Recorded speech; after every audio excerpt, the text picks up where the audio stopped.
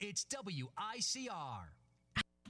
And we're back. Welcome back, everybody.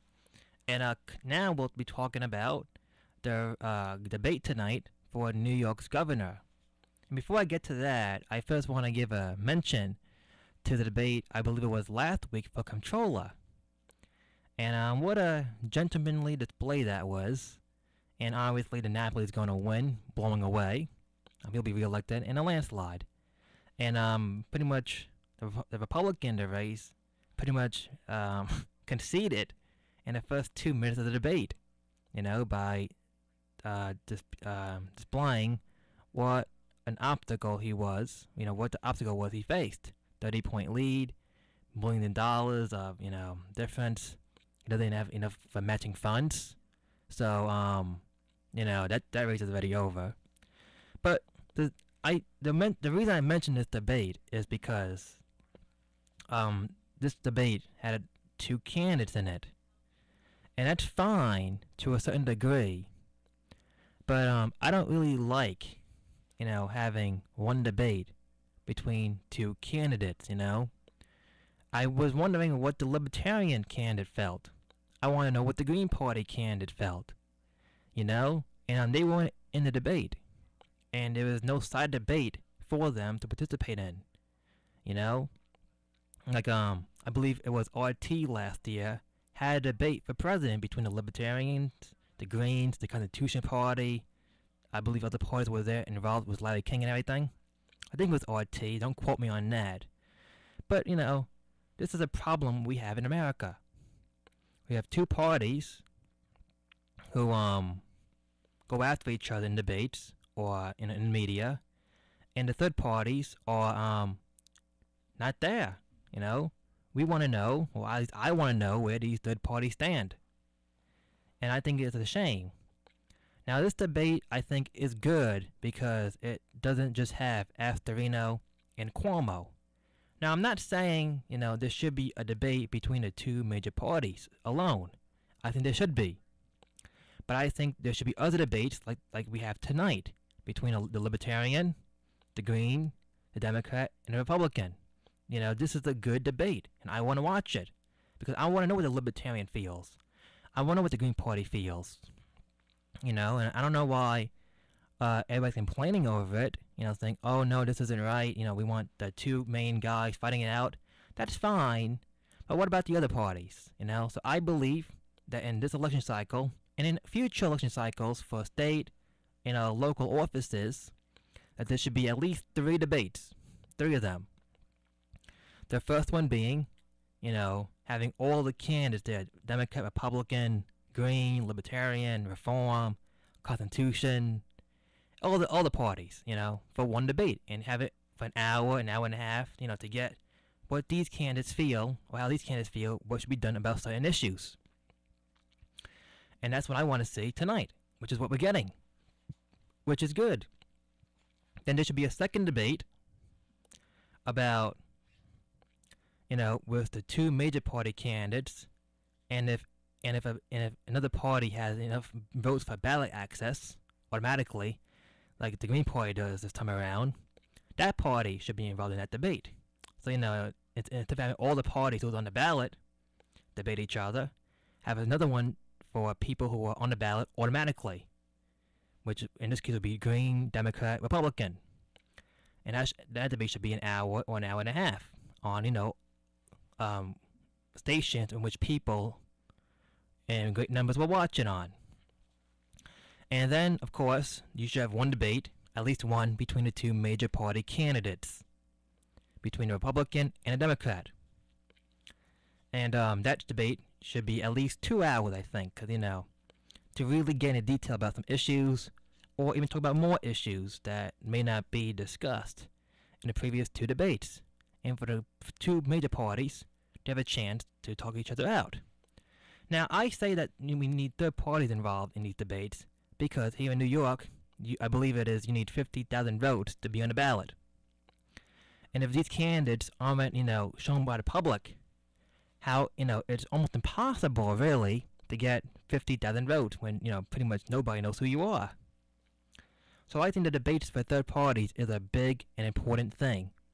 And just to say that, oh, you can't win, you can't have a debate, that's wrong, you know?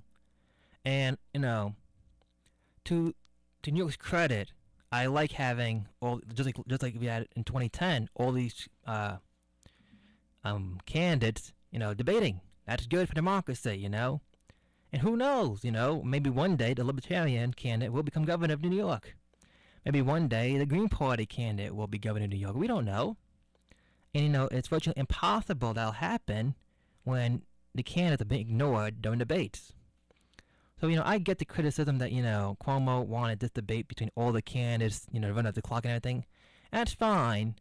But, at the same time, you're doing wrong by complaining about it.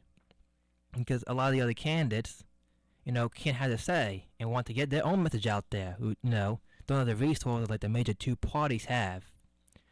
And which is why in America, many people are fed up with politics. Because, every time you watch a debate, the same two major parties, time and time again. Nothing new, nothing fresh. Yada, yada, yada, blah, blah, blah. We don't care.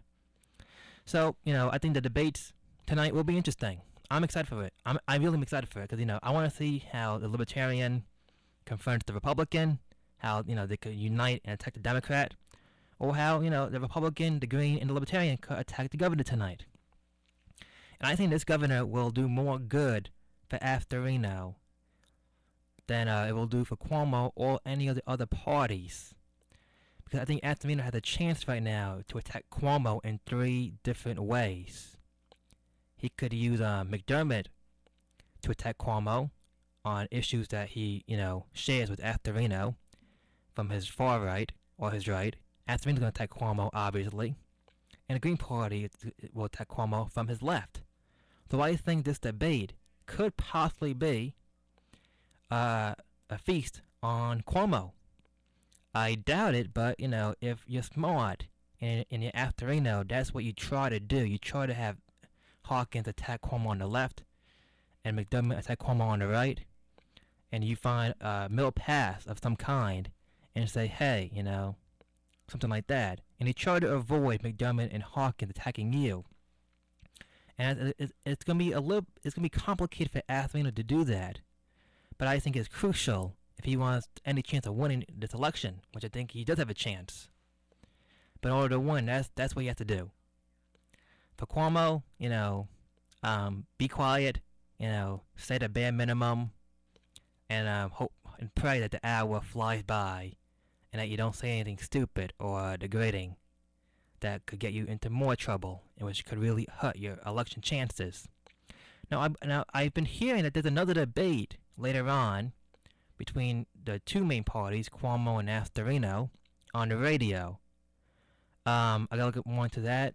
I've heard about it yesterday and today, but I'm not sure what station it's on and what day it's going to be. So if you're following me on Twitter and friends and like my page on Facebook, Once with Nicholas, you'll be up to date on that as soon as I find out all the details. But tonight, okay, so what does Afterino have to do to win this debate? Pretty much do what he's been doing this campaign. Stay on message. Tell New York how it's losing. Tell how bad Governor Cuomo is. Tell us how corrupt he is. Embrace the Libertarian. Embrace the Green Party candidate. And, stay on message. The key for Afterino is to stay on message and not to say anything stupid like as the soup is good. Or soup is good, whatever he said. As long as he stays on message and, doesn't say anything silly, then he'll be okay. Cuomo, again, say very little. Pray that the clock and the hour flies by like there's no tomorrow. And for Hawkins, attack Cuomo's left and show New York voters that you aren't as far left as people would perceive you to be. Act as Cuomo's center left almost, and to embrace some moderate policies. And maybe he does. I don't really know what Harry Hawkins stands for, but my perception of him is that he's a far leftist. And if that's true among many New Yorkers, his goal tonight is to show that he's not as radical as the media or people perceive him to be. Which is might be difficult, might be easy, I don't know. Harry Hawkins is polling 9% right now, so he must be doing something right.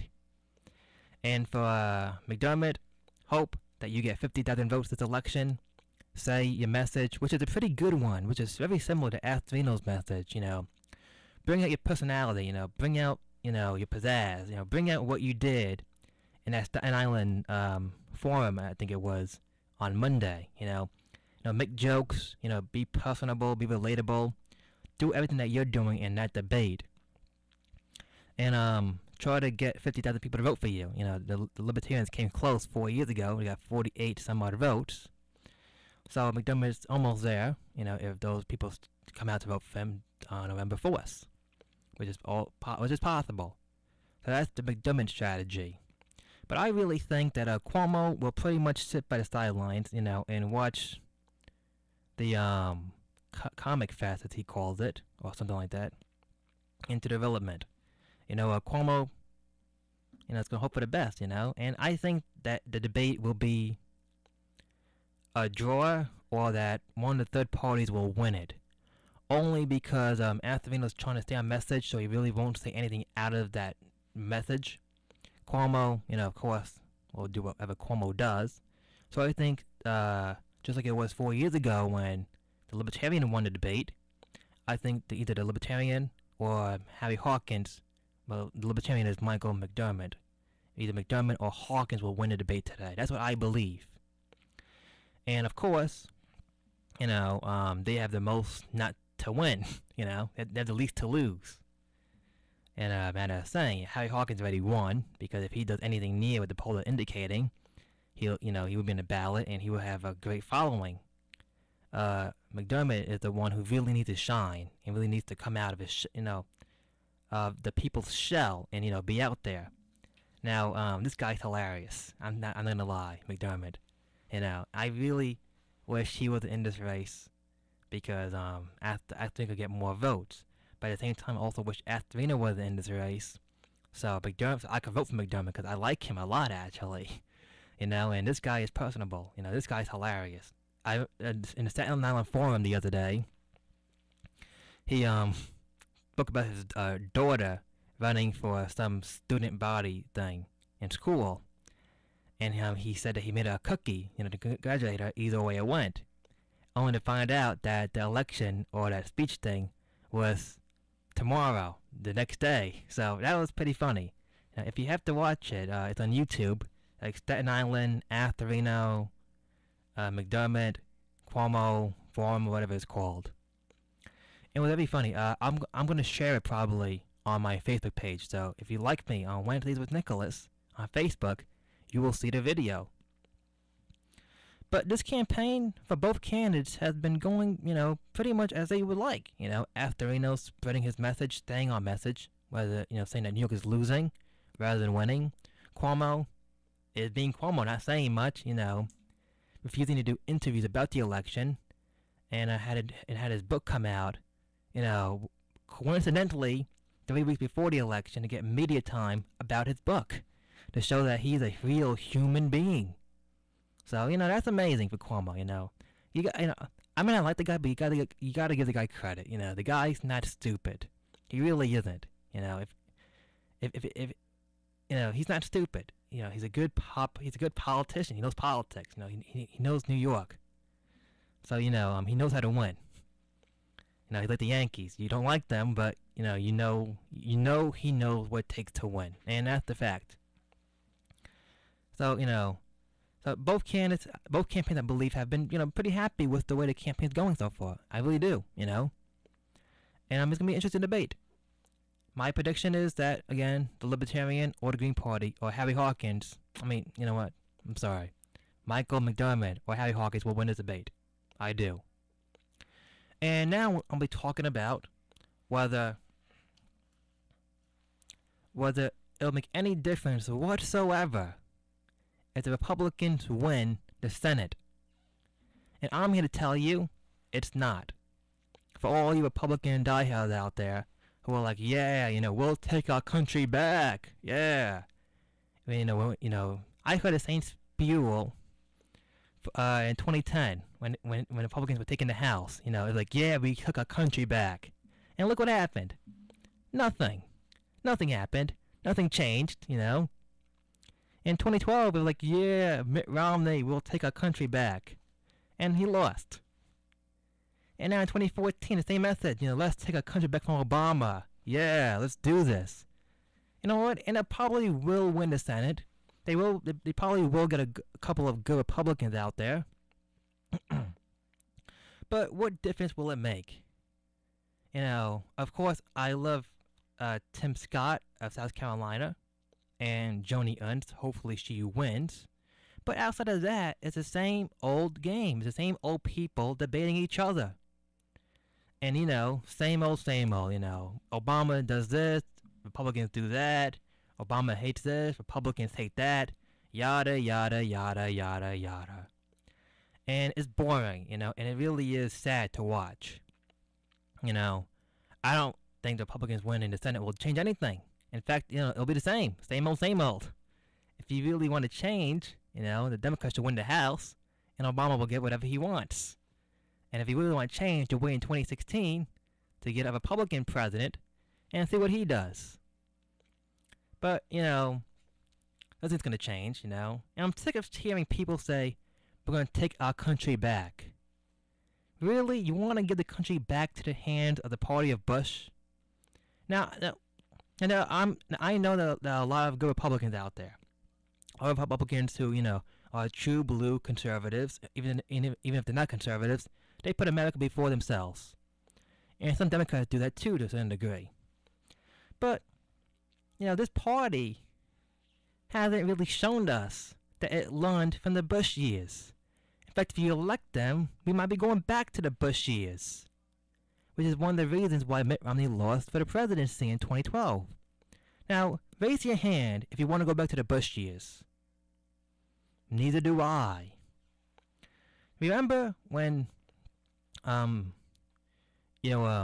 George Bush the father was president and you were against his policies? What were you called?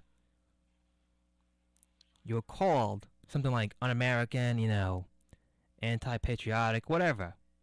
And then when Clinton was president, if you called him out on one of his scandals, you were called a right-winger.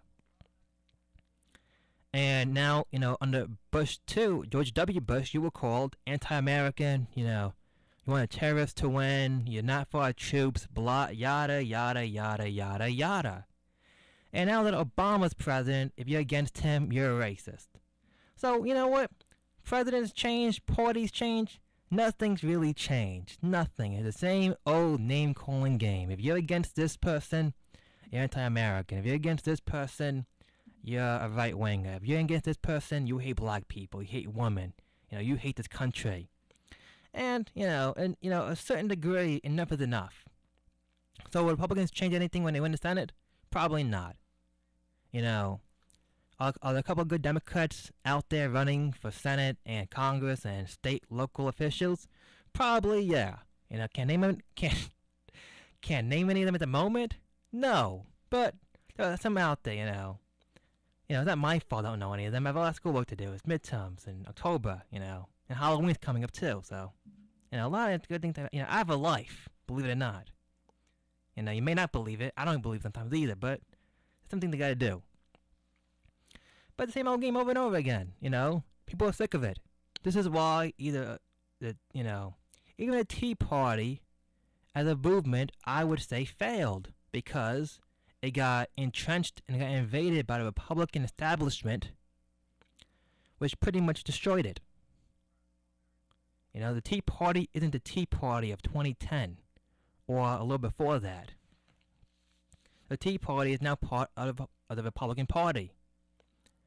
The Republican Party invaded it and took it over and dismantled it because it was a threat to the party.